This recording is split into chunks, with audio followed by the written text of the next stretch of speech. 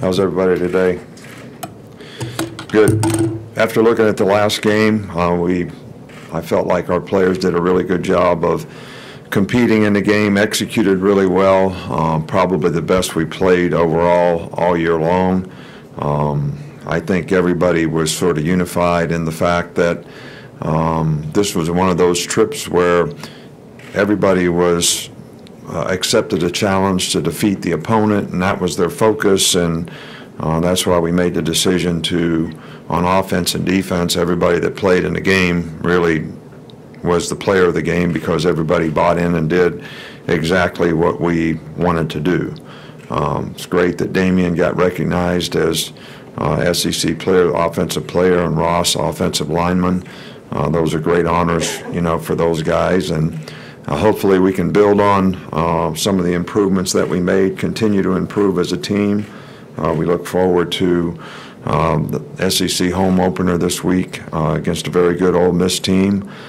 This is a team that has, you know, beat us twice, 2 out of the last 3 years, and we played some really shootout kind of games with them, and you know, they've had 2 really good wins this year, and 4th nationally in passing, make a lot of explosive plays, really good quarterback, probably the best group of receivers collectively we played against all year.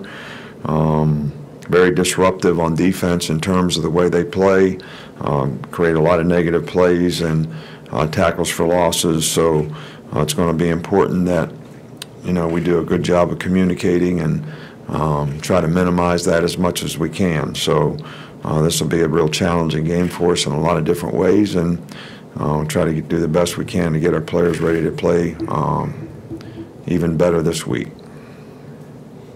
Okay, we'll start here with Chandler. Ole Miss has a new offensive coordinator, Phil Longo, who had a lot of success at Sam Houston State, throwing all over. What have you seen from his offense, and kind of a follow-up? Are there any challenges preparing for a team with a first-year head coach or an interim head coach like Matt Luke is? Well, I think that you know, we have a lot of respect for the coaches who have been at Ole Miss. We also have a lot of respect for Matt Luke and his capabilities as a head coach and the way their team is playing right now and the success that they've had so far this year. I think the offense is a little different than what it's been in the past. Certainly make a lot of explosive plays, lots of RPOs with all the runs. Very, very challenging offense to try to defend. Everybody's got to do a really good job in this offense, I think, to be able to execute the way you need to, not to give up explosive plays, as well as to be able to stop the run, control the quarterback. This is a very, very challenging, spread out, very good skill player, very good utilization of their skill players, offensive scheme that their new offensive coordinator employs. Back middle with Cecil. Coach, there's been a great deal of conversation over the weekend about politics and football. How do you handle that with your players, and what, if any, are your opinions on that? Well, you know, I'm just a football coach, and I don't keep up with all that stuff as much as maybe everybody else does, especially during the season, especially when we're playing games. But, you know, to me, you know, some of the things that we do in our country, I grew up, they were unifying events, and it's a little painful to see that those things, you know, are not so. And right now, but I also respect everyone's right not to be censored in terms of the way they express their beliefs. So you know, I'm just a coach. I don't have the answers to all the questions. I know that most good things come out of love and respect and compassion and unifying people, and most bad things come out of hate and dislike and deceit, and hopefully we could sort of focus on the above, not the below. Go back over on the other side with Ralph. Got a mic. Coach, to change the subject to Minkah Fitzpatrick, super versatile. How does his versatility come into play against a team like Ole Miss, with the way they spread the field and use a lot of different receivers? Well, I think having a guy like Minka really in a game like this really helps you because there's a lot of matchup issues. You know, when they have 4 wide receivers on the field, you know, if you play 5 defensive backs, that's not really quite enough. If you play 6, maybe you match up a little bit better, but maybe have some other issues when it comes to other things that you want to try to defend. So, but when you have players like Minka, it gives you the diversity to do some of these things, and he's very good at it because of his adaptability. He's smart. He can learn multiple tasks with minimal reps. So it's when you don't have players like that, I think that's when you really have lots of problems with teams like this. Come back over here, Charlie.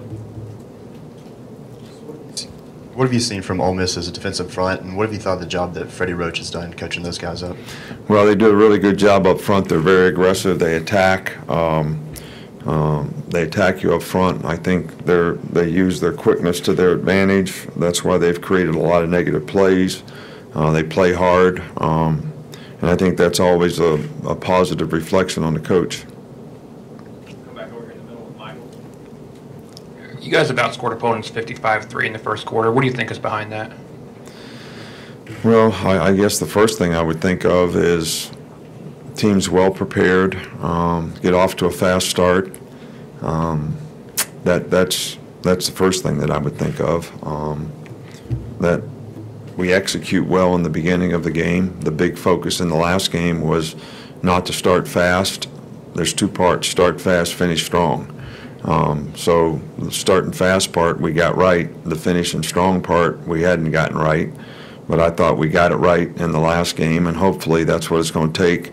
You know, not to let good teams that have, you know, high octane offenses like this team and just quite a few other teams that we're going to play that have good quarterbacks and good skill guys.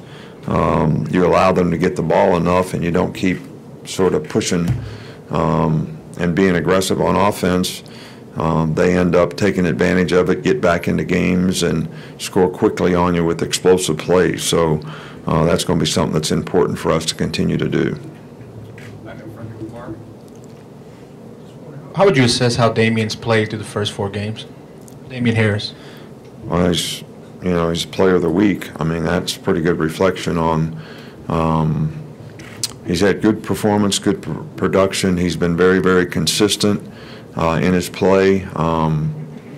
You know, I really like the roles that these guys have played at running back and embraced and been very productive in all regards. I think it helps them long-term stay healthy for the season, stay fresh. And, you know, Damian's been our most productive guy so far. He practices well. He's well prepared. He's a good receiver. He's a good blocker. So he plays well without the ball, which probably goes unnoticed by most people, but is very important to the rest of the offense. Back on this side with John Cena. A 2-part question. One is how important is it that you guys are doing such a good job protecting the football on offense? And 2, how much of a credit is that to Jalen's decision making and then the ball carrier's just proper technique? Well, it's good, but the ball was on the ground 3 times in the last game. So they didn't get them, so we didn't turn it over. The difference is the ball wasn't on the ground any in the other games. And I think that when you're playing against an aggressive ball hawking type team, which Vanderbilt was and which Ole Miss will be, you've got to have great attention to taking care of the ball. The ball. We got to attack the ball. We finally got a fumble, caused a fumble in this last game. But we have to do a better job of taking care of the ball because the ball was on the ground 3 times in this game. And that's really, really important. Turnover ratio is one of the most important things statistically in winning and losing, and that's something that we want to continue to emphasize. Back with Joe. Coach, it seems like traditionally locker rooms have just done so much better with civil discourse than society kind of as a whole. Can you speak to that? Do you think there's any reason for that? Well, I think that when players are on a team, they kind of respect, I think trust, respect, and trust are two things that make a team what it is. The people respect and trust the principles and values of the organization, but they also respect and trust each other. And I think that because everybody's sort